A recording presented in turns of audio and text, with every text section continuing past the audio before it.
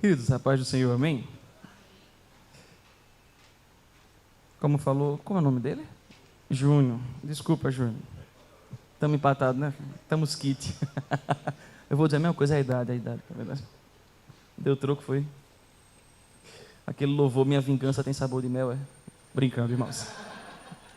É vitória, não esqueci.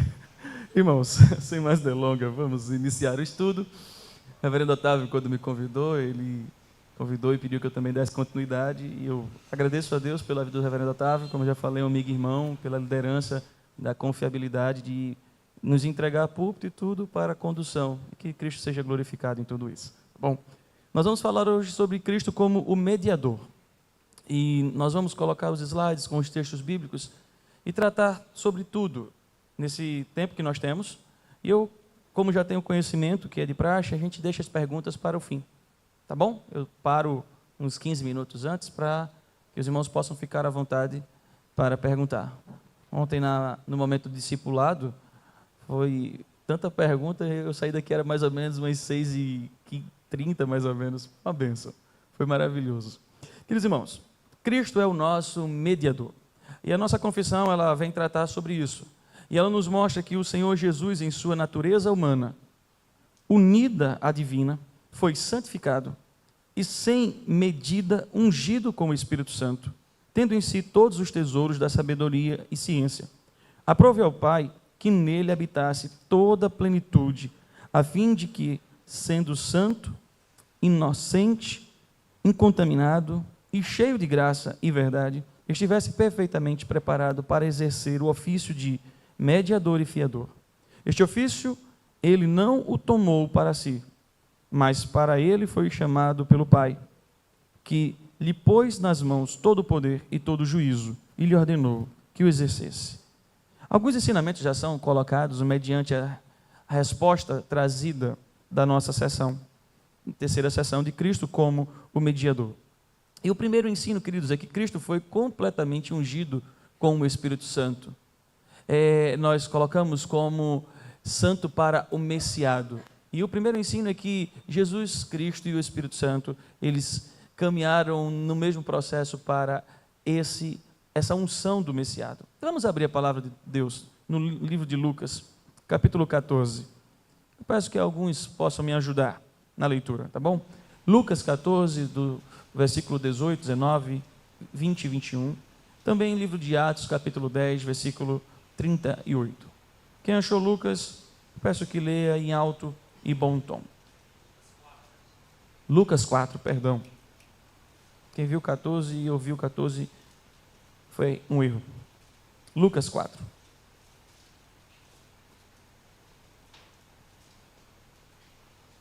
Quem achou pode ler. Versículo 18, 19 e 21.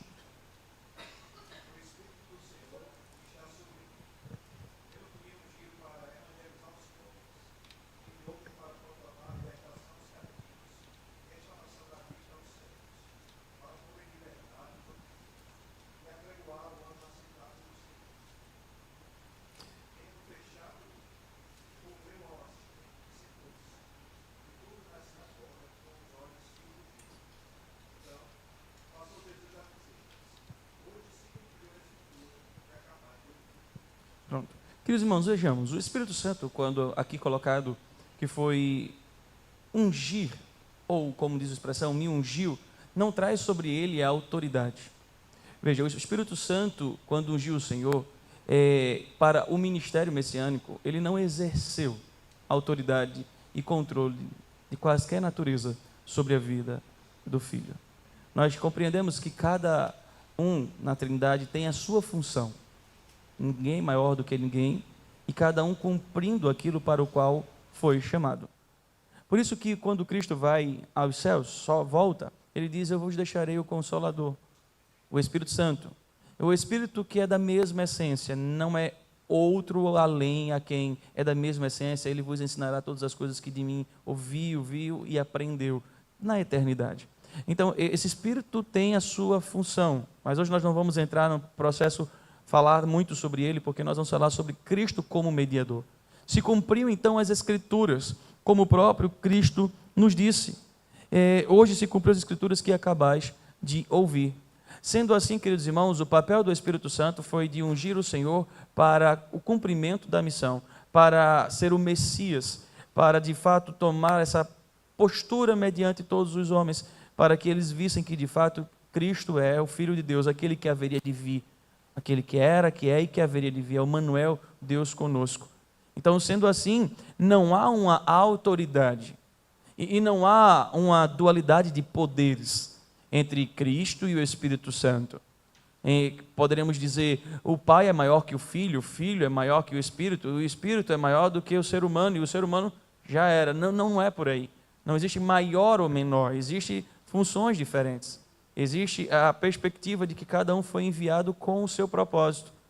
Então, Cristo foi ungido e não fica sobre o Espírito Santo a autoridade. Mas vamos ver. Atos 10, 38, por favor.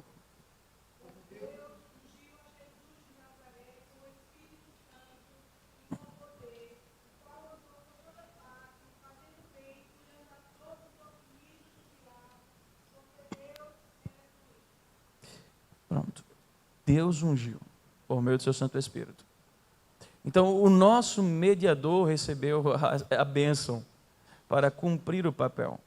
O papel de vir, de morrer, de pagar um preço, de ser aquele que levaria sobre si as nossas iniquidades, de pagar aquilo que nós não teríamos como, de fato, pagar. Cumpriu-se, então, tanto Atos tratando, quanto Lucas tratando, o que foi escrito em Isaías capítulo 61. Se você quiser, tiver a curiosidade, abra comigo. Atos capítulo 61. Isaías, perdão. Falei Atos final e disse Atos, não foi? Me perdoem, irmãos. Isaías capítulo 61. Quem achou, eu peço que leia, por favor.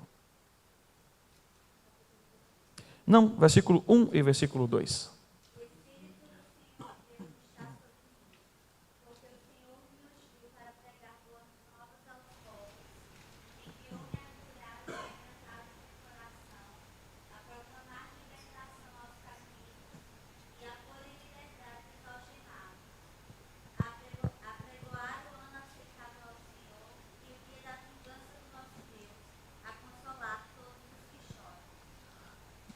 Vejam quem é Cristo.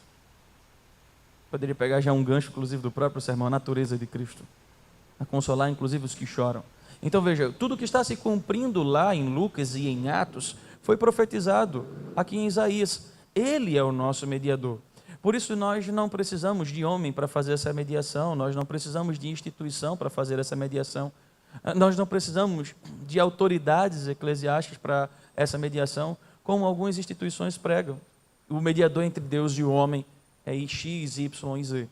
O nosso mediador é Cristo e ele foi enviado e ungido para isto, para todo esse processo, libertar, anunciar que ele vai voltar, para consolar. Ele foi cumpridor da missão para a qual Deus Pai e o Espírito Santo, no conselho divino da Trindade, assim concretizaram. E ele, como Messias, ele foi enviado como nosso mediador.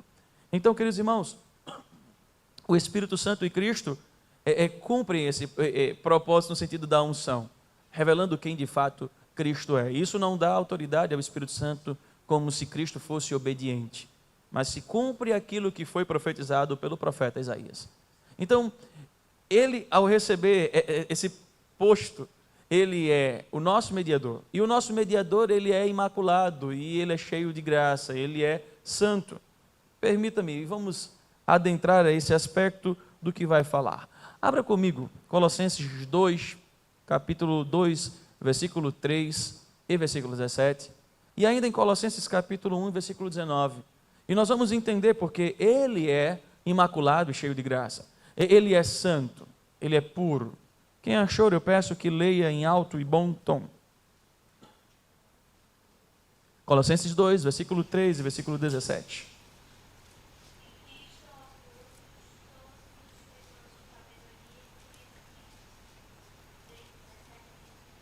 No capítulo 2, versículo 3 e agora o versículo 17.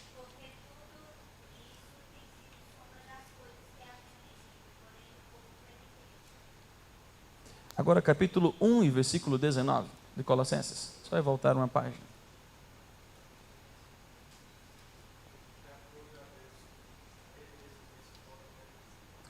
Lê um pouco mais alto, queridão. Toda a plenitude. Veja, queridos irmãos, por que ele é então imaculado, cheio de graça e toda essa estrutura de plenitude? E nele está a revelação do Pai. Cristo, ele não pecou. Por ele não pecar, e nós poderíamos fazer a redundância e dizer que ele é impecável, então, sendo assim, nós não temos como apontar o nosso mediador como falho. A propósito, para que lá no Antigo Testamento a remissão de pecado existisse, era necessário que um cordeiro fosse perfeito. Não poderia apresentar um cordeiro com mácula, manchas, com defeitos, com nada, para a remissão do pecado do povo. E Cristo é o Cordeiro de Deus que tira o pecado do mundo, por isso ele é perfeito. Não há nele mudanças ou sombra de variação. Ele é perfeito em todas as coisas. Veja, além do mais, permanece como eterno Filho de Deus, no plano transcendente, e o mais glorificado Filho do homem, isto é, representante da humanidade junto ao trono do augusto Rei, tendo ele mesmo a coroa da realeza eterna, dotado como ser divino, toda ciência, sabedoria, potência e autoridade. Por isso que ele é imaculado, perfeito, e ele é cheio de graça, ele sabe tudo, ele conhece tudo, ele é dotado de todas as coisas. Por isso que nele está toda a plenitude, e nessa perspectiva, queridos, eu preciso cada dia mais conhecer e aprender de Cristo. Não é descartar as ciências e não descartar as questões que nós temos no nosso dia a dia. Como se agora, qualquer enfermidade, eu vou procurar só Cristo e não procuro a medicina. Não é isso que eu estou falando. Também seria até uma afronta para com o próprio Deus, que cheio de graça, Deus se deu conhecimento ao homem e deu sabedoria ao homem para, por meio da medicina, produzir as medicações. O que eu estou falando é que ele, cheio de graça, ele conhece sobre tudo e sobre todos, ele está acima de toda e qualquer ciência. Por isso nós precisamos depender mais dele do que toda a ciência. Cumpramos a nossa responsabilidade. Está doente? Ore ao Senhor. Tome a medicação. Confie no Senhor. Descanse. Ele é o cheio de graça. Ele é o perfeito. Ele é o Senhor que está acima de tudo. E Ele é o Senhor que tem o conhecimento sobre todas as coisas. Por isso, Paulo vai dizer aos Colossenses, nele reside toda a plenitude. Ele é a revelação do próprio Pai. Ele é o próprio Deus. E aí nós precisamos lembrar de uma coisa. Se eu quero compreender o meu mediador e confiar no meu mediador, eu vou entender que ele não faz simplesmente aquilo que lhe apraz. Pelo contrário, ele faz o que apraz ao Pai. A alegria dele, o alimento dele é fazer a vontade daquele que o enviou. E ele e o Pai é um só. Então ele não vai errar e não vai falhar. Ele mesmo diz, conhecereis a verdade e a verdade vos libertará. Vamos fazer aqui um logicismo rápido. Eu sou o caminho, a verdade e santifica-os na verdade, a tua palavra é. Nesses 3 textos, você consegue entender um logicismo rápido sobre quem é o nosso mediador? Ele é a palavra. Santifica-os na verdade, a tua palavra é verdade. Eu sou o caminho, a verdade e a vida. Conhecereis a verdade e a verdade vos libertará. Elas testificam de mim. Ele é a própria palavra. Então, ele é o verbo de Deus em ação. Por isso, nós dependemos das Escrituras. E quando nós olhamos para as Escrituras, nós entendemos que o nosso mediador, ele é suficiente, ele é perfeito, ele é imaculado, ele é cheio de graça, e eu posso confiar nesse mediador, eu posso descansar nesse mediador. Nele não há falha, nele não há defeito. E aí a gente conclui com essa frase, essa perspectiva. Sua vida terrena foi incontaminável e foi impecável. Por isso nós podemos descansar no nosso mediador. Por isso o nosso mediador, ele não falha, não falta, o nosso mediador não está distante. O nosso mediador, ele está conosco, nos compreende. O nosso mediador foi tentado em todas as coisas e não pecou. Ele sabe quem somos e ele sabe como advogar por nós, porque ele é o nosso mediador. Compreendendo e caminhando mais um pouco sobre os ensinamentos terceira seção, Cristo, ele foi o nosso mediador e fiador. O texto vai nos chamar a atenção, nós já lemos Colossenses capítulo 2, versículo 3, 17, e lemos o capítulo 1, versículo 19. Então nós vamos caminhar, eu sei que a letra ficou pequena, né? Se ali tiver, igual aqui, pronto. Ficou um pouco pequeno, então eu vou fazer a leitura para que os irmãos compreendam com o que está escrito na nossa confissão. Qualificado como verdadeiro homem, sem mancha, depreciadora do pecado, e como integrante da unidade trina, igual ao Pai, em substância, santidade, imutabilidade e eternidade, o Cordeiro tornou-se o perfeitíssimo e insubstituível elo de ligação entre o divino e o humano, entre o homem pecador alienado de Deus e o Salvador. É o Deus homem que, ao mesmo tempo, no âmago da humanidade e na essência da divindade, representa os eleitos do Pai, fala por eles e por eles intercede como o mais perfeito, suficiente e eficiente mediador, sendo, além do mais, o nosso fiador, sumo sacerdote e advogado diante do trono celeste e perante o tribunal eterno do Supremo Juiz. O seu povo tem nele mediação permanente do perdão constante, da intercessão eficaz. Em Cristo estamos salvos e seguros. A nossa confissão vem nos mostrar que esse mediador e fiador, ele é perfeito para a nossa salvação eficaz. Por isso, queridos irmãos, que nós cremos naquela doutrina que para muitos é uma crise. Uma vez salvo, salvo para sempre. Porque o nosso mediador e fiador fez algo perfeito. Não há possibilidade de nós perdermos aquilo que Deus fez por nós e em nós. Veja, o único pecado que nos leva a não receber o perdão, sabe qual é? É a blasfêmia contra o Espírito Santo. Então, se você pecar em pensamento, se você pecar por atitudes, e não quero fazer aqui apologia ao pecado, tá? Lutemos contra ele. Se você pecar, fora esse pecado, existe perdão para você. Existe perdão para a sua vida, restauração para a sua história. Porque Cristo está nos dizendo, Ele perdoa. O sacrifício de Cristo foi suficiente para os nossos pecados passados, presentes e futuro. Isso não nos garante liberdade para viver pecando. Até porque o nosso mediador e fiador nos salvou para a santificação, nos salvou para a comunhão, nos salvou para a intimidade com Ele. Por isso que o salvo precisa dar e viver uma vida, precisa dar frutos e viver uma vida de salvo. Veja, o salvo, ele tem prazer na santidade. O salvo, ele ama obedecer o Senhor. Mas lembremos, o salvo, ele é pecador. Por isso que hora ou outra ele se encontra praticando o pecado. Deixe-me dar uma bugada na cabeça de vocês. Aí eu deixo para o reverendo Otávio resolver esse problema. Só para vocês compreenderem um pouco dessa complexidade, às vezes na nossa cabeça, mas que não é tão complexo. Vamos imaginar, 2 homens salvos. Vejam a premissa do que eu estou a colocar. 2 homens salvos estão a cumprir suas responsabilidades. A esposa diz, amor, vai comprar o pão? E o outro diz, filha, eu vou sair para o trabalho. Esse primeiro vai comprar o pão, e no caminho encontra os amigos e fica conversando, esquece da hora. E a esposa sabe, e ele também sabe, que o caminho de casa para a padaria, na ida e volta, gasta uns 15 minutos. E aí ele gastou 1 hora. Caramba, meu Deus do céu, minha esposa vai me matar. Meu Deus. Aí chega em casa, ela diz, meu filho, o que foi isso? O que é essa demora? O que aconteceu? Ele diz, amor, é porque a fila estava tão grande que eu terminei esperando muito, mas eu trouxe o pão que você queria, por isso que eu demorei tanto. Esse homem tem um infarto e morre. Ele vai para o céu ou para o inferno? Segura. Segura. O segundo homem, ele disse, filha, eu vou para o trabalho, mas não foi.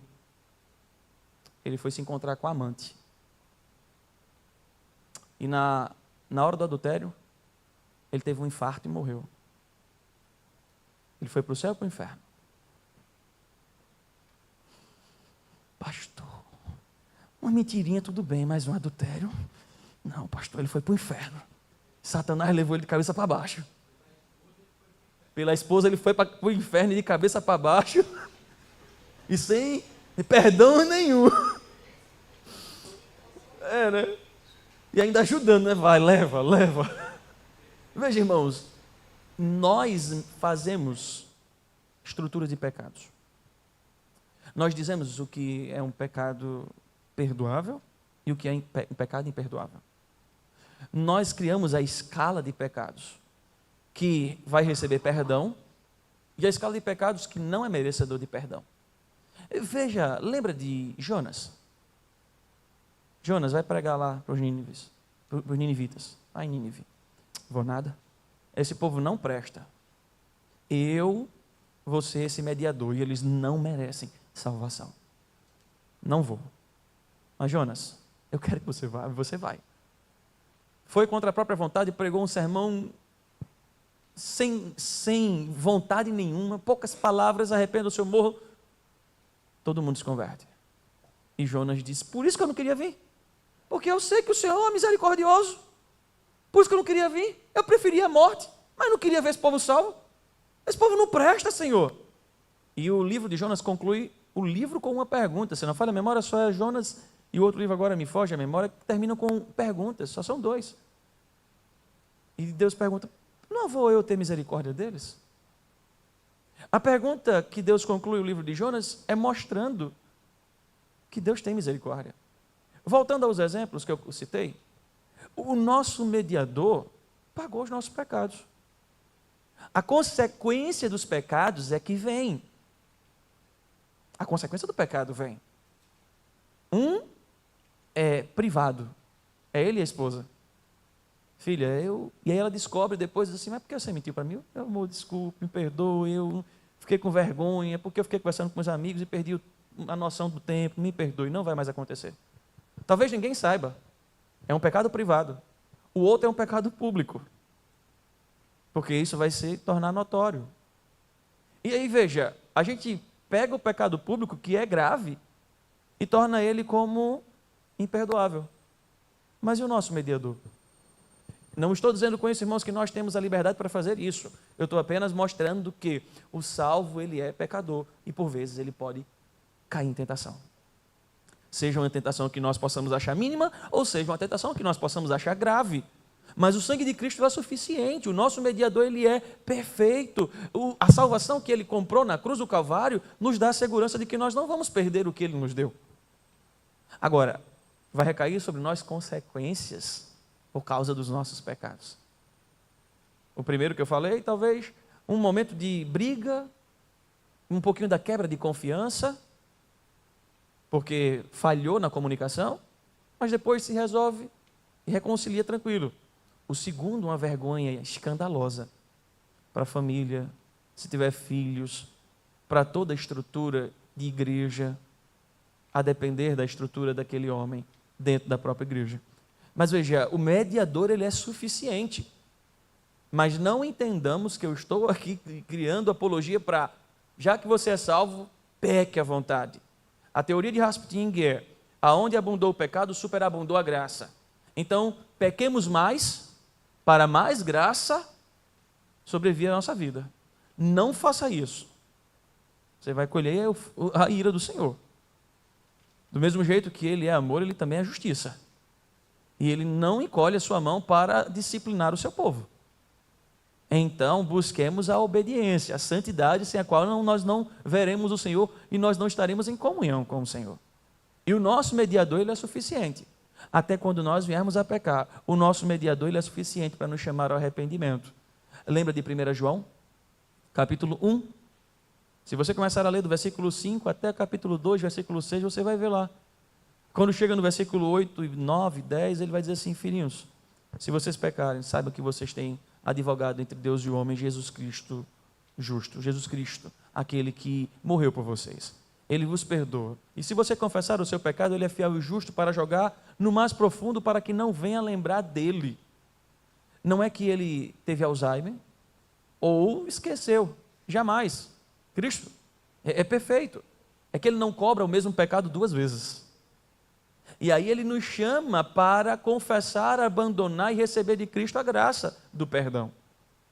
Então veja, o nosso mediador fez um sacrifício, fez um ato que é perfeito. Eu não preciso fazer aquilo que Cristo fez por mim. O que eu preciso é receber de Cristo esse perdão, esse ato, e assim viver para Cristo. O nosso mediador é o nosso vicário. E veja, Cristo é o nosso mediador e fiador. Abra comigo, por favor, Hebreus, capítulo 7, versículo 26. E outra pessoa abre João capítulo 1, versículo 14.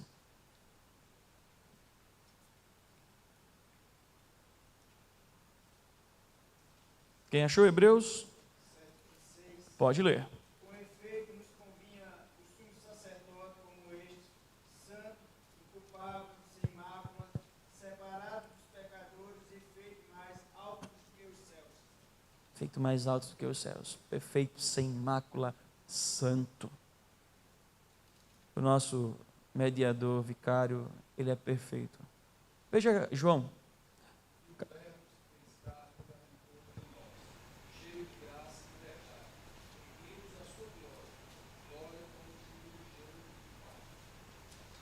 Queridos irmãos, o nosso mediador, ele é o próprio Pai, o próprio Deus. Se fez carne, o Deus se encarnou. Por isso que ele é perfeito. Por isso que ele é suficiente para as nossas lutas internas e externas. E veja, o outro ensino, mediante a perspectiva do mediador vicário, é que Cristo ele foi revestido de poder e autoridade para salvar e reinar. Abram, por favor, João 5, do versículo 22 e 27. Depois você lê em casa toda a perspectiva do 22 ao 27. Mas leia só o 22, 27. E outra pessoa, Mateus 28, 18. Quem achou João pode fazer a leitura.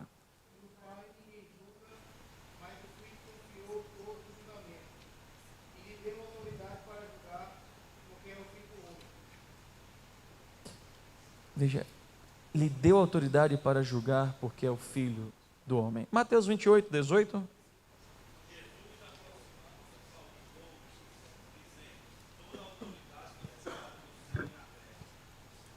Vamos então adentrar mais um pouco a esse aspecto e ter algumas questões práticas sobre Cristo como nosso mediador. Veja, o genitor biológico da velha humanidade, Adão, transmitiu a morte. Romanos capítulo 5, do versículo 12 em diante, você vai ver isto. Por um só homem e pela desobediência de um só homem entrou a morte, entrou o pecado. E por um só ato de justiça veio a justificação, Cristo. Por um só homem entrou a condenação. Por um só homem entrou a redenção, a salvação, justificação. Então veja, o nosso primeiro pai, o biológico, Adão, transmitiu a morte aos pósteros pela infidelidade.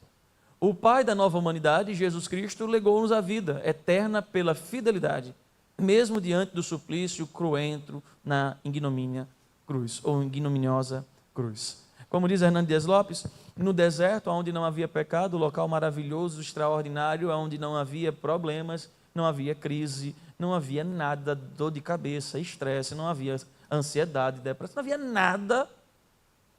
Os nossos primeiros pais pecaram. No deserto, onde é local de sofrimento, de dor, de tristeza, de angústia, de provação, tentação, o nosso segundo pai, o segundo Adão, não pecou. Ele venceu. Então veja, em Adão nós somos condenados, mas em Cristo nós somos salvos, nós somos redimidos, nós somos lavados. Veja, outra aplicabilidade que nós vamos começar a caminhar. Cristo precisava ser casto, incorruptível, para oferecer-se a Deus como cordeiro vicário. Qualquer mancha impediria, irmãos, dele ser imolado em favor dos pecadores. Cristo precisava ser verdadeiro Deus e verdadeiro homem para, na mesma pessoa, oferecer o seu imaculado sangue à divindade ofendida e receber no mesmo holocausto o sacrifício oferecido para expiar os pecados de seus escolhidos. Caminhando já para uma conclusão aqui no nosso slide. Cristo precisava assumir o nosso pecado original, a culpa dos nossos primeiros pais e os nossos pecados atuais, para encravá-los na cruz e reconciliar-nos com Deus. A saber que Deus estava em Cristo reconciliando consigo o mundo, não imputando aos homens a sua transgressão. É isso que está lá em 2 Coríntios, capítulo 5, do 18 ao 21. A realeza de Cristo é absolutamente soberana sobre o universo, a humanidade e a igreja, sobre a qual ele exerce domínio direto e especial. O que a nossa sessão nos chama para a compreensão sobre quem é o nosso mediador é para a perspectiva corretíssima de que ele é perfeito. O nosso mediador cumpriu todo o Antigo Testamento, no caso de toda a lei, todas as profecias. O nosso mediador, ao cumprir tudo isso, legou-nos a sua graça. Pela graça nós somos salvos, por causa do seu amor eterno com que nos amou e sua benignidade com que nos atraiu, como diz Jeremias. Ele nos chamou pelo seu nome, pelo seu sangue derramado na cruz do Calvário. E o sacrifício de Cristo é um sacrifício perfeito, cabal e único para a nossa redenção. Sendo assim, eu e você que fomos salvos pelo nosso mediador, nós não precisamos mais lutar para ser salvo. Uma vez que ele nos salvou na cruz do Calvário, um só ato nos tornou redimidos, reconciliados com o Pai, agora temos paz com Deus. O que agora o nosso mediador nos chama, por causa desse único ato que nos salvou e que não precisa de mais atos, é para vivermos uma vida de santidade, confiando e confiados no mediador que é perfeito, nos auxiliando em toda a caminhada para a santidade. Apóstolo Pedro mesmo nos diz que ele nos já deixou o exemplo, nos deixou os passos do que precisamos para viver. Existe um livro que eu já li, que foi muito vendido, que o título dele é Em Seus Passos, o que faria Jesus. Interessante, eu achei o livro bacana. Depois eu comecei a reler e disse assim, espera aí, não está certo esse título. Não é em seus passos o que faria Jesus, ele já fez. O que nós precisamos é viver os passos de Cristo. Nós precisamos viver o que Cristo viveu. Ele foi tentado em todas as coisas. Ele é homem de dores. Isaías 53 nos diz isso. O nosso mediador, ele passou por todas as dificuldades que nós enfrentamos. Como eu falei no sermão, solidão. Ah, pastor, estou me sentindo só. Ele já enfrentou isso. O nosso mediador já enfrentou dores. Agradou ao Pai enfermá-lo, fazê-lo moer pelas nossas iniquidades. Veja, ele sabe o que é sofrer, chorar, suar sangue. O Lucas é o único evangelista que fala sobre o sangue. A propósito, Lucas é médico, por isso que ele declara com tanta propriedade. E a própria medicina diz que é possível, em extrema questão de inquietação, talvez o termo ansiedade, a pessoa chega a suar sangue. E a palavra ali, temor, no original, em Lucas, é medo mesmo. Cristo, como homem, teve medo, pastor? Como homem, sim. Como Deus, ele nunca tem medo de nada. Ele venceu a morte. Ele venceu o inferno. Sabe, por isso que nós precisamos compreender, o Cristo como nosso mediador, ele sabe o que nós passamos e o que nós enfrentamos. Por isso ele nos convida a descansar, confiar no domínio dele. E aí eu concluo trazendo uma ilustração e abrindo para perguntas. Sabe, os pais aqui vão entender muito bem. Sabe quando a criança confia no pai? Mas confia no pai e na mãe de uma forma extraordinária. E às vezes o pai e a mãe vai chegando do trabalho e a criança não está nem preocupada como é que o pai está, se cansado, com a coluna doendo, ela corre e se joga. E se joga de uma forma que sabe que o pai vai segurar, vai proteger, que o pai não vai deixar mal nenhum acontecer com a criança. E ela sabe, meu pai, minha mãe, a minha segurança chegou, eu estou bem. É nessa perspectiva de ilustração que nós precisamos viver em Cristo Jesus.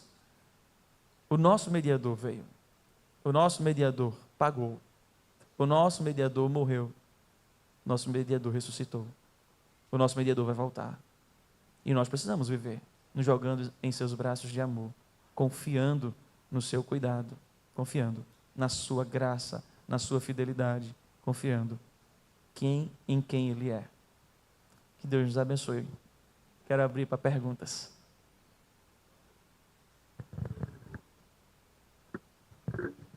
Pastor, o senhor citou o pecado sem perdão, que seria a blasfêmia contra o Espírito Santo. E a gente sabe que tem uma certa divergência, né, de entendimento sobre o que seria a blasfêmia contra o Espírito Santo. Queria saber, no seu entendimento, o que seria, então, esse pecado, a blasfêmia contra o Espírito Santo.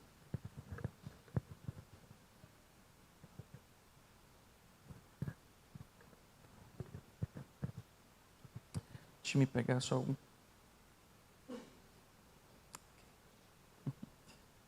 Ok. Queridos irmãos, alguns entendem o blasfêmia contra o Espírito Santo. Primeiro eu vou tratar o que não é, tá? Para que as pessoas não fiquem naquele medo.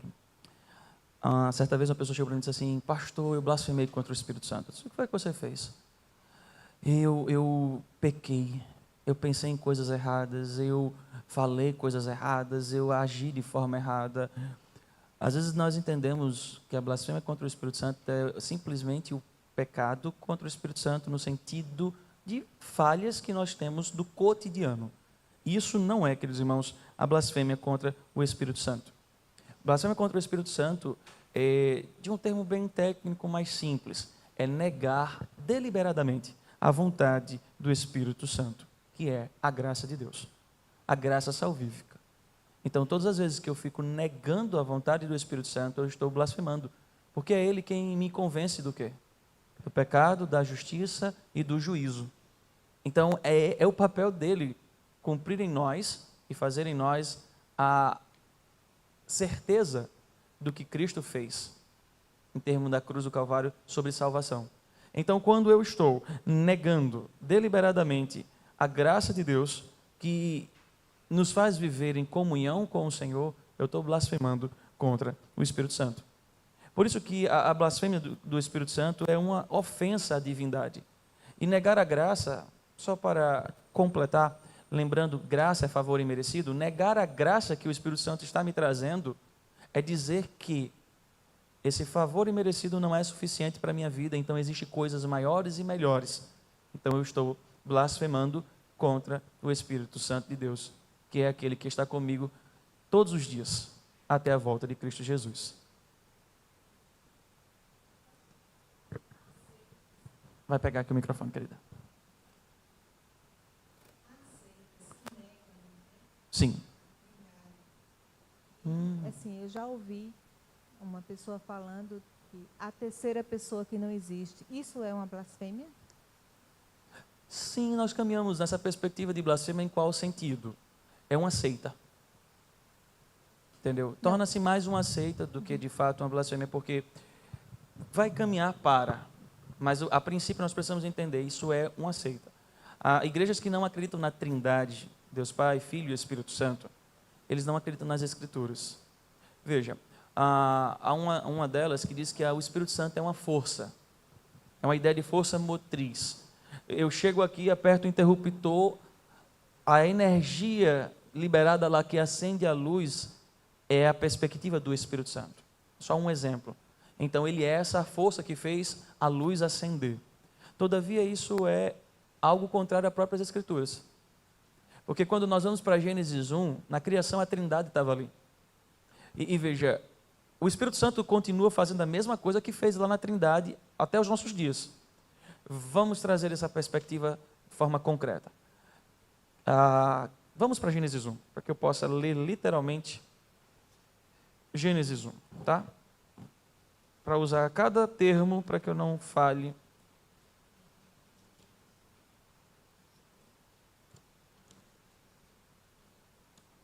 Espera aí que não tiraram da minha Bíblia. Aqui. No princípio criou Deus o céu e a terra.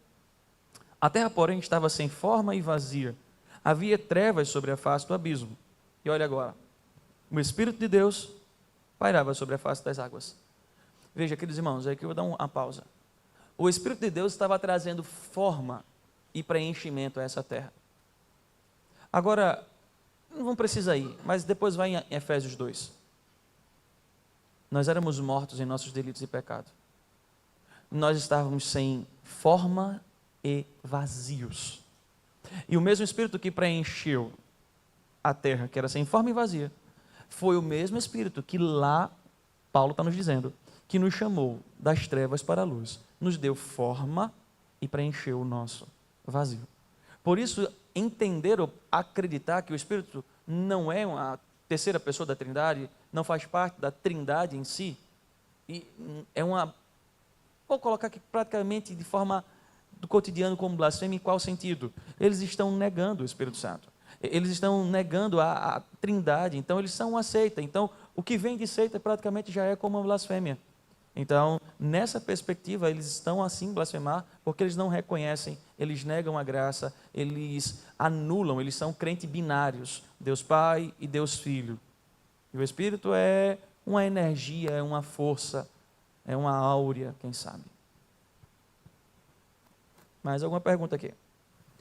Pastor, partindo dessa premissa, se a gente parar para pensar, por exemplo, uma pessoa de uma seita como essa que Sandra falou, um satanista, sei lá, uma pessoa dessa, né? Sim. Se converte, crê no Evangelho. Sim. E aí? Aí ela é salva. Perfeito. Tá. Queria sua confirmação. Perfeito. Né? Porque, como a gente pensa em indesculpável, aí, Sim. mas aí Cristo vem e resolve, né? Cristo é suficiente para tudo, veja, parece contraditório até. Deixe-me tratar, porque nós trabalhamos com tempo. Nós trabalhamos com o Cronos, 24 horas, um mês, um ano e tudo mais. Cristo não trabalha, ele está acima do tempo. Ele sabe todos os dias. Então, alguém pode aderir a uma religião dessa e depois ter os seus olhos abertos? Pode. Alguém pode caminhar nessa perspectiva e, de fato, não ser um blasfemo total? Alguém pode. Quantas pessoas nós não conhecemos e testemunhos nós não conhecemos de pessoas que caminhavam até nessas próprias seitas e depois entenderam, de fato, o Evangelho. Nessa perspectiva, o Senhor é o Senhor do tempo. A gente trabalha com o hoje. Hoje a gente olha e vê que a pessoa está caminhando em blasfêmia, a pessoa está caminhando longe de Cristo, está caminhando numa seita, está caminhando de fato para o abismo. Porque os seus frutos hoje são frutos de uma pessoa que é blasfema. Entendeu? Todavia, no tempo de Deus, daqui a 5 anos, 10 anos, Ele é o Senhor, Ele escreve todos os nossos dias sem que nenhum deles ainda houvesse. Salmo 139, verso 16. Mais alguma pergunta? Ali atrás. George. Acertei. Esqueci mais não, George. Pastor, Manda ver. nós cremos na Trindade, né, Uhum. como um só. E aí a minha pergunta está lá em Atos, que foi lido aqui, o 10:38. Atos 10, 38. Como Deus ungiu a Jesus Cristo Nazaré. Sim. Esse fato aqui quer dizer que houve o derramamento do Espírito Santo, já porque as 3 pessoas caminhavam em uma só missão, né, com Cristo. Deixa eu pegar aqui o texto novamente, Atos 10, 38. Repete a pergunta, por favor.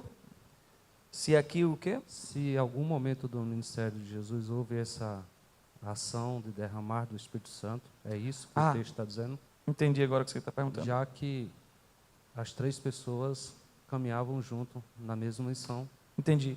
A questão de ungir aqui é a consagração. A consagração para o ato messiânico, o ofício messiânico, onde o Senhor ele recebe poderes para o seu ministério. Então, veja, o Espírito Santo ainda não tinha vindo totalmente. E o Espírito Santo vem sobre Cristo, lhe concedendo e lhe dando essa graça, mas que é tudo, vamos assim dizer, de forma perspectiva para nós. Porque Ele e o Pai são um. Veja aqui no texto que nós falamos nessa manhã, Ele mesmo diz, eu oro, não é por causa de mim, porque eu sei que me ouves, mas é por causa dele para que eles creiam. O ato é para que se cumprisse todo o processo de que o Espírito Santo vai descer. E assim como o Espírito Santo ungiu a Cristo, e assim como o Espírito Santo está sobre Cristo, ele também está sobre nós. Entendeu? Então, nós somos consagrados a Cristo Jesus no sentido, na comunhão com o Espírito Santo, para viver essa vida de santidade e cumprimento do nosso papel cristão e vida cristã no mundo não cristão. Eu não sei se a tua pergunta, eu não sei se eu entendi errado, é se essa unção deu poderes extraordinários a Cristo, ou se essa unção tornou Cristo de fato quem Ele é. Não, Ele é. Esse é apenas, vamos imaginar, num cenário de um filme, uma cena que tem que ocorrer para que eu compreenda, para que eu veja todo o papel cumprido. Mas o próprio Cristo já é. Entendeu? Ele já é desde a eternidade. Então ele não precisaria. Mas essa cena ocorre para que eu e você nós possamos compreender melhor. Para que eu e você possamos ver que de fato cumpriu-se a profecia que foi feita lá em Isaías, de derramar, de colocar sobre essa consagração. Entendeu? Pode falar. Se você observar bem, Sim. desculpa, pastor, é dúvida. Sim, pode sim. Precisa ser Vamos lá. esclarecido. O texto diz o seguinte, que ele foi ungido com o Espírito Santo Sim. e com poder. Tá. Aí essa é a minha pergunta. No ministério de Jesus houve essa necessidade ou ele já nasceu já com toda essa... Ele já nasceu com todo, ele já é. Exatamente, Veja, Isso que eu ele é o percebo. grande eu sou. Mas tudo isso é para que eu e você, nós víssemos. Por exemplo, quando ele usa a expressão poder, tá? Deixa-me pegar aqui do original, tá? Do grego. Veja, é um poder inerente que reside, é um poder inerente que já reside nele. Então, o ato que ocorre é só para efetivar e mostrar a todos o cumprimento de uma profecia, mas ele é independente de, ele tem poder inerente de, mas é necessário que seja concretizado, efetuado tudo isso, para que todos possam ver. Por exemplo, ele poderia chegar diante do túmulo de Lázaro e dizer assim, Lázaro, vem para fora. Mas para que eles creiam quem eu sou, que eles creiam que tu me enviaste, para que eles vejam. Então veja, alguns até creram, outros não, outros foram embora e foram fazer mais críticas ainda sobre Cristo Jesus. Então, ele sabia que Lázaro ia ser ressuscitado. Desde o versículo 4 ele já disse, não é para a morte, é para a glória de Deus. Ele poderia ressuscitar sem precisar de todo aquele processo.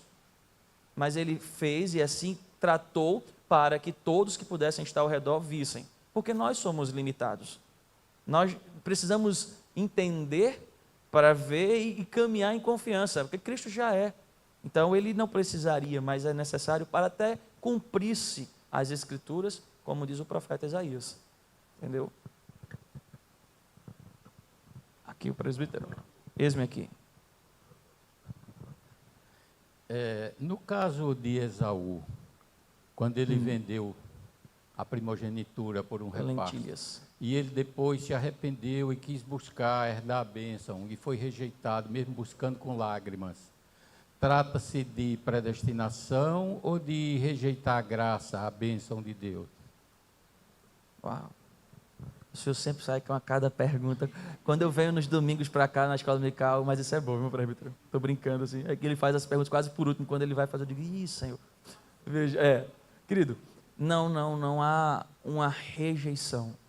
Veja, Romanos capítulo, vamos comigo lá. Romanos capítulo 9. Deixe-me pegar a referência. Alguém já citou aí.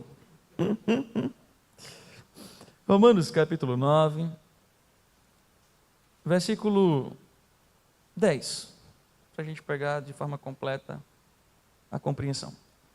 E não ela somente, mas também Rebeca, ao conceber de um só, Isaque, nosso pai. E ainda não eram os gêmeos nascidos, nem tinham praticado bem ou mal, para que o propósito de Deus, quanto à eleição, prevalecesse, não por obras, mas por aquele que chama. Já foi dito, o mais velho será servo do mais moço.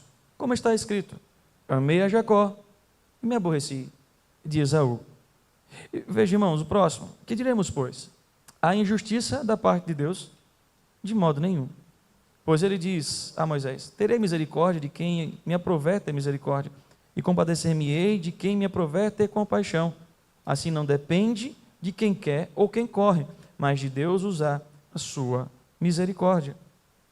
Porque a Escritura diz a Faraó, para isto mesmo te levantei, para mostrar em ti o meu poder, e para que o meu nome seja anunciado por toda a terra. Logo tem ele misericórdia de quem quer e também endurece a quem lhe apraz. Eu não vou continuar, você pode continuar em casa. Queridos irmãos, eu não tenho como rejeitar, ou tem um programa chamado Vejam Só, e lá eu nunca esqueci esse debate. Um pastor presbiteriano e um pastor de outra denominação, não vou citar, e o debate era justamente sobre essa questão de predestinação, e eles entraram em Romanos capítulo 9. E a palavra do pastor, que era de outra denominação, foi: Deus, sabendo, ele usou a presciência, que ele iria ser o escravo, ou que ele iria obedecer o mais novo. Então, Deus, sabendo disso, deixou que ele endurecesse o seu coração contra Deus, e por causa do endurecimento do seu coração contra Deus, Deus o rejeitou. Mas o texto não diz isso, isso é inferência no texto. O texto diz que Deus rejeitou. Não eram nem nascidos, não haviam nem pecados, não havia nem falhado, não havia feito nada. Mas veja, gente, a nossa questão, às vezes, é que nós estamos vendo um cenário totalmente pronto. Imagine um filme que já tem o nome lá, The End, fim. Nós já estamos vendo aqui um cenário pronto. E nós queremos pegar todo esse cenário e olhar a nossa própria vida. Será que eu sou predestinado ou eu posso ser rejeitado? Será que eu posso ter atitudes como o de Esaú ou não? Ou coisas semelhantes? Queridos, tudo na história eterna já está determinado. Nada vai mudar, nem eu nem você vai mudar a vontade de Deus, porque não há nada que mude a vontade eterna. O que eu preciso é saber se eu estou debaixo dessa vontade, caminhar debaixo dessa vontade. Então, por exemplo, se eu tenho desejo em santidade, se eu tenho desejo das Escrituras, de conhecimento, comunhão, oração, se eu dou frutos de um salvo, eu não preciso ficar nesse temor de: será que eu sou rejeitado? Será que eu não sou predestinado? Será que... Até porque não depende de mim. O que depende de mim é cumprir a minha responsabilidade, compreendendo o amor, a graça e Cristo Jesus, que é o meu mediador, viver para Ele. Por isso que Esaú não rejeitou o Senhor. Esaú, ele não, entre aspas, disse não a Deus. Pelo contrário, o Senhor foi quem o rejeitou. Assim como o Senhor endureceu o coração de Faraó. E Deus disse: eu vou endurecer porque é para a minha glória. Por isso que nada que acontece nos nossos dias é por acaso, gente. A gente precisa deixar de lado a história do acaso. Não existe acaso. Existe soberania de Deus. O Deus soberano governa a história. E nós precisamos parar de pensar, agora me foge, até coloquei um artigo isso no Instagram, o nome do poeta que fala sobre isso, acredito que é francês. Ele disse: o acaso é a resposta de Deus quando Ele não sabe responder às nossas inquietações. E essa é a maior mentira. Deus responde todas. Agora não é no meu tempo e nem no seu. E o acaso não é a resposta de Deus. Eita, veja o que aconteceu com Jonas, pegou Deus de surpresa. O acaso fez ele resolver o problema. Eita, veja as enfermidades, não existe o acaso. Tudo está no controle do Senhor. Por isso que Romanos 8 vai dizer que todas as coisas cooperam para o bem daqueles que foram chamados segundo o santo propósito de Deus. Tanto as coisas ruins cooperam como as coisas boas cooperam. Tanto as enfermidades como a saúde. Tanto as crises como as alegrias. Tanto a crise financeira quanto você tiver muito dinheiro na conta. Tudo coopera para o bem. O que nós precisamos saber é que nós não estamos nesse controle total. É Ele quem governa todas as coisas. Entenderam? Aqui, essa jovem senhora. Ali, deixa eu passar o microfone para ela. Tem outra irmã lá atrás também. Obrigada. É só complementando aqui que Rebeca, ela dizia que os filhos lutavam dentro do ventre, e aí ela consultou ao Senhor, e no versículo diz, ela: se é assim, por que vivo eu? E consultou ao Senhor. E o Senhor, Deus, respondeu a ela: 2 nações há no teu ventre, 2 povos nascidos de ti se dividirão. Um povo será mais forte que o outro, e o mais velho servirá ao mais moço. Então já havia uma... Tudo determinado pelo Senhor. O Senhor só estava dando explicações, e Paulo relatando a perspectiva de tudo isso em cumprimento do que Deus já tinha falado. Ali atrás, aquele jovem senhor de camisa amarela levantou a mão.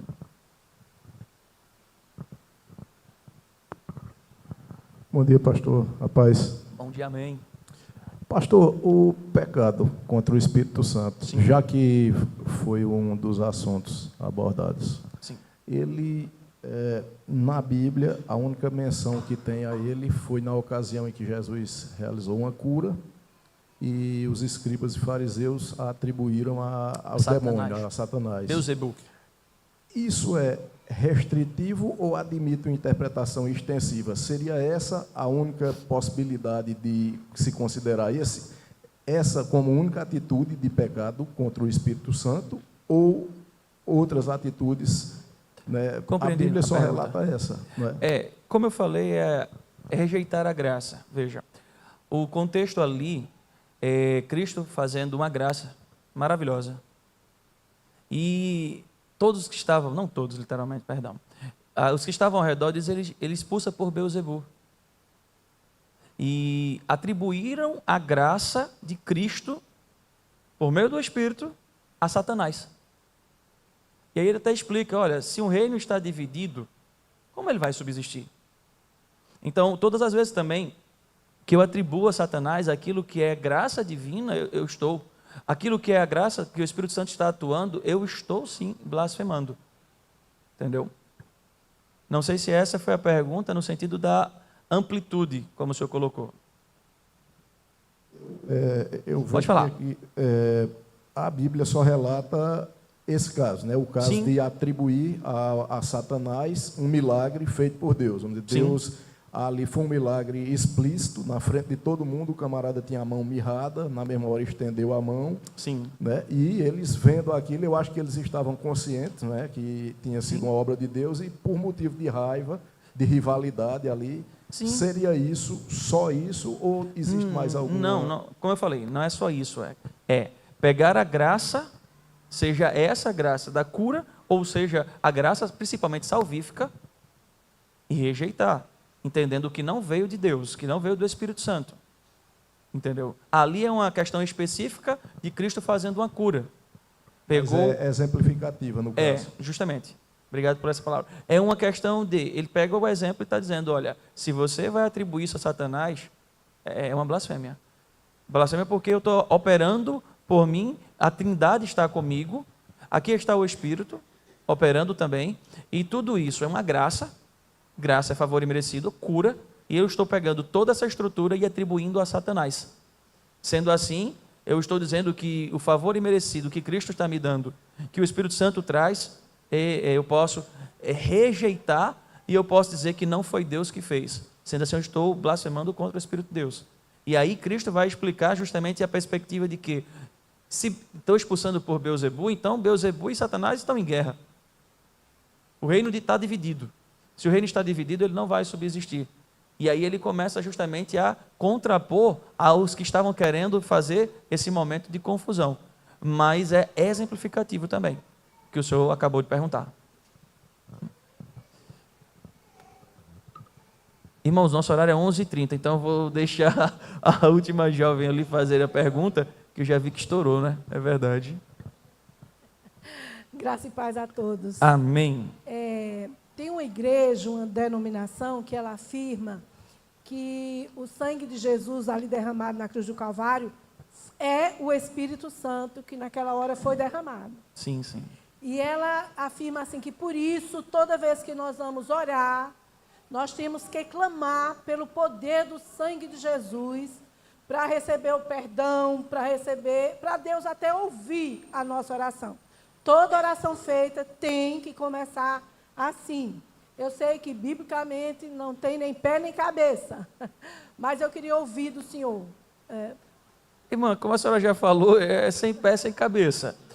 Veja, o derramamento do Espírito veio em Atos 2. Atos capítulo 2. E ali não é base de línguas estranhas, porque ali é língua glossolária, não é línguas estranhas, sabe? Então, é uma analogia totalmente errada. Texto sem contexto é pretexto para heresia.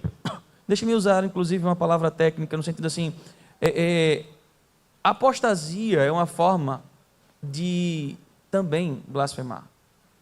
Sabe, pegando o gancho do que o colega falou, vejam que eles viram o que Cristo estava fazendo, eles viram quem era Cristo, eles sabiam quem era Cristo, mas eles estavam apostatando do que estava acontecendo ali, no termo de rejeitar e negar. Sendo assim, todas as vezes que a gente caminha dessa forma, nós estamos apostatando, deixando de lado quem de fato Cristo é e o seu Espírito. Uma atitude como essa é uma atitude quase que caminha por esse contexto, porque não tem base bíblica. A base bíblica que é usada como derramamento do Espírito é totalmente fora de contexto, porque o derramamento do Espírito vem em Atos 2, Pentecostes. Então estão usando texto sem contexto, é pretexto para heresia. É possível que daqui a pouco tenham pessoas apostatando pela falsa pregação do Evangelho. Pessoas anunciando coisas erradas pela falsa compreensão do Evangelho. Então, assim, irmãos, o nosso mediador, ele nos deixou sua palavra. O nosso mediador vicário, ele pagou tudo no nosso lugar.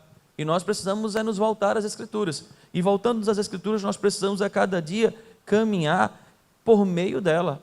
E não por invenções e pensamentos e achismos humanos. Porque senão a gente pode criar daqui a pouco qualquer coisa pelo nosso pensamento e dizer que é assim, que o Espírito Santo me revelou, que Deus mandou, e ainda que desça um anjo do céu com um novo evangelho, que ele seja anátema, maldito. Nós precisamos puramente da sola Escritura, precisamos puramente das Escrituras do nosso Senhor. E o nosso mediador, ele deixou a sua palavra viva e verdadeira, para nos ensinar, para nos conduzir, para nos levar cada dia mais a essa obediência. Por isso, amemos a palavra do Senhor. Queridão, posso abrir só a última pergunta do visitante? Só a última, tá, visitante? O visitante é aqui para dar o privilégio ao visitante. Pega o microfone aqui. Porque a gente frequentava a denominação e eles falavam que tipo só ama a Deus quem guarda os mandamentos, né, que é o sábado, e tipo ficava tipo oprimindo a gente e a gente, né, ficava até constrangido, porque ele disse se vocês não têm a convicção e tudo bem, mas só ama a Deus mesmo quem guarda os 10 mandamentos. Nós não somos judaizantes, tá? Rapaz, eu vou deixar essa para o pastor Otávio. A hora já está avançada. Mas brincadeiras à parte. Queridão, o Senhor é o Senhor do sábado. O sábado não foi feito por causa de nós. O Senhor é Senhor do sábado. E nós não somos judaizantes. Nós somos Israel de Deus espalhado na face da terra. E o Senhor, ele resumiu os 10 mandamentos em 2. Amar a Deus sobre todas as coisas e ao seu próximo como a si mesmo. O não cumprimento deste mandamento aí, que é algo que ficou lá no Antigo Testamento, porque algumas questões foram abolidas para o Novo. A propósito, na teologia da graça, no pacto da graça, nós adoramos ao Senhor agora no primeiro dia da sua ressurreição. Nós adoramos ao Senhor no dia em que Ele venceu a morte. Então, assim, é muito mais uma perspectiva opressora, do qual é como se você, se não cumprir, você vai morrer eternamente, do que de fato, biblicamente falando. É porque o tempo já não me ajuda. Eu vou deixar para o reverendo Otávio tratar contigo mais profundamente falando, porque você está citando uma igreja que é uma igreja, inclusive, denominada como seita. Então, eu vou deixar você com o reverendo Otávio, para que você possa aprofundar com ele mais ainda essas questões. Mas não tenha temor, medo, por causa dessa perspectiva sobre o sábado. Sim. A graça, ela não é opressora. A graça, ela nos dá o que nós não merecemos. Queridos irmãos, que Deus nos abençoe, que Deus nos leve em paz. À noite, 18h30, estaremos juntos adorando ao nosso Senhor.